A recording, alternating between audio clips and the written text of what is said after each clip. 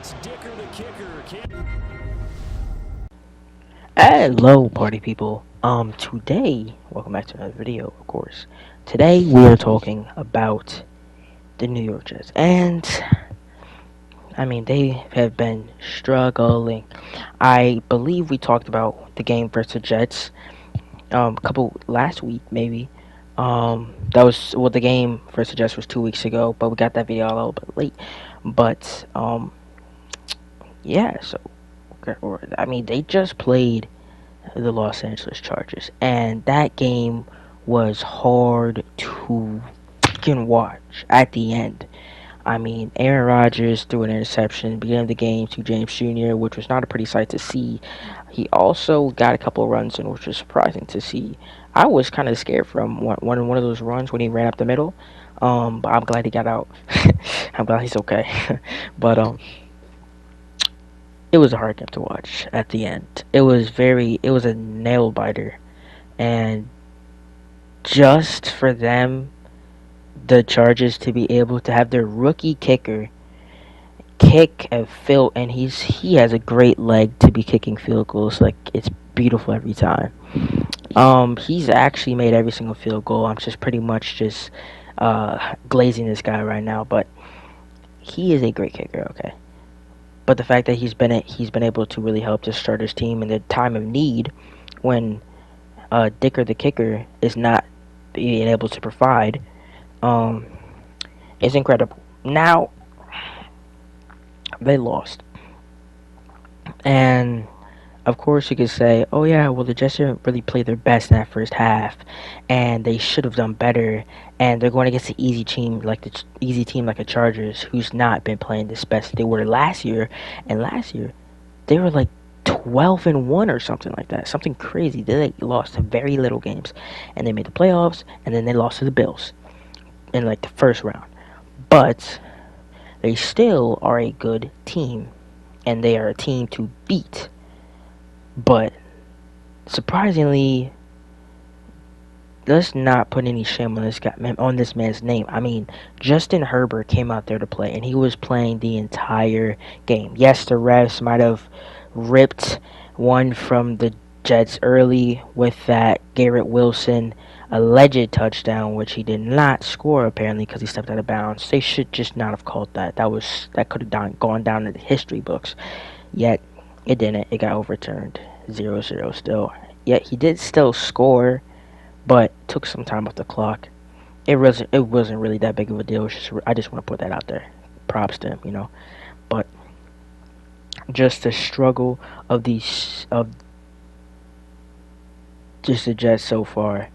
I mean, they played the Eagles 2 weeks ago and they lost.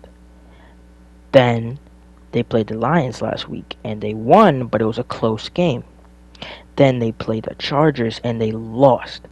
So it's going downhill for this Jets team. And yes, I know you're going to say, "Oh yeah, Jay, money. That was a close game. What are you talking about?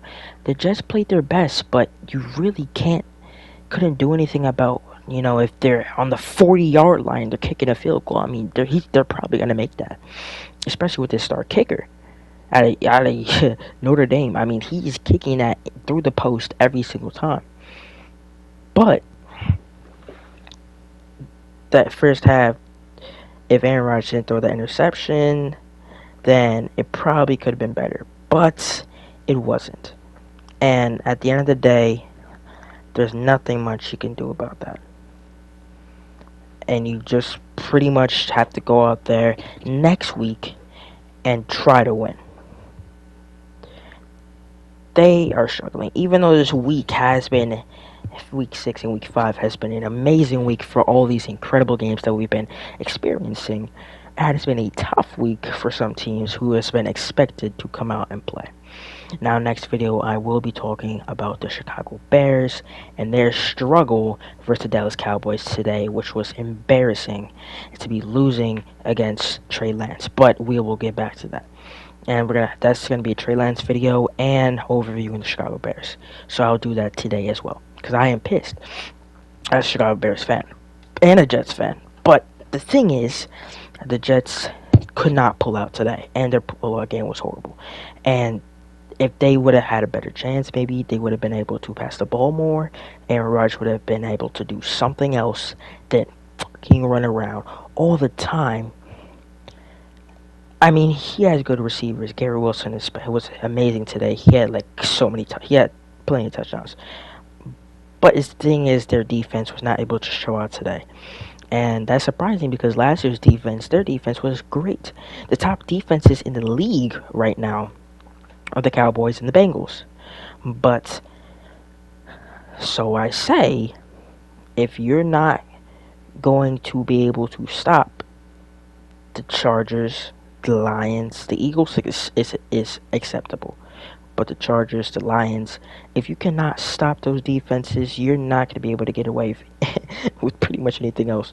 Because at the end of the day, if you guys are able to lose this many, if you guys are on a winning streak, and I mean, to be honest, their entire season has been close, nail-biting games. It's been close games all season, and this is just how they've been playing. And to be honest, I feel bad for them. I also feel like you guys got away with so many games at the beginning of the season that at the end of the season, I mean, not the end of the season, we're nearing toward the middle of the season in a couple weeks. But when you're getting this far into the little season and the year, if you're not able to pull out a game that you have the lead more than, I don't know, 2 touchdowns, a touchdown by the end of the game. And I'm not talking about scoring a touchdown last minute to make the lead further away. I'm talking about if it's 5 seconds left in the game and the game is about to end, and the score, let's say the Jets are playing an imaginary team, the Unicorns, and the Jets have 18 points. I don't know, I'm making something up. Just have 18 points, and the Unicorns have 15 points, a field goal, or 16 points, or 17 points. I mean, I'm just saying, they cannot come up with a bigger lead because it's getting embarrassing when you're playing these teams that are not the best, getting intercepted. Aaron Rodgers had more interceptions than the entire beginning of the year and last year than he's had. He's had less interceptions last year in the beginning few games, 3 weeks of this year. But for some reason, the past 3 weeks, he's been struggling at quarterback position. Now, I don't know if this is age or his team something's been going on in the locker room. I don't know.